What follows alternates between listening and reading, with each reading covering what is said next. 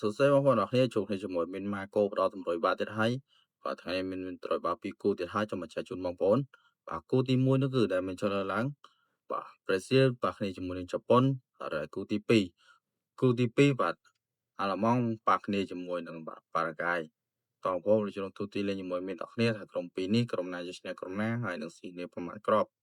លេខទូទីលេងនៅក្រោមវីដេអូនេះទាំងអស់គ្នា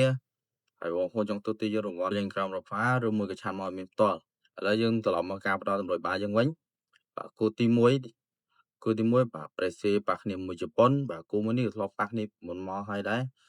ហើយមានជឿជាក់ថាបាទប្រេស៊ីលជាមួយជប៉ុនអាចនឹងរៀងតឹងតែបន្តិចអញ្ចឹងគូនេះមានគេហ៊ានទីសកលថាអាចនឹងស៊ីគ្នា2-1ឬមួយក៏1ស្មើបាទគូទី2បាទអាល្លឺម៉ង់ប៉ះគ្នាជាមួយប៉ារ៉ាហ្គាយហើយមានសំណាងបងប្អូនវាយតែខាងអាល្លឺម៉ង់ផងដែរតែជើងនេះមានជឿថាអាល្លឺម៉ង់ច្បាស់ជាស៊ីតាមត្រានឹងស៊ីតែគ្រាប់តទៀតបាទអញ្ចឹងមានតែ2គូនេះទេបងប្អូនបានតម្រុយគូបាល់ថែមទៀត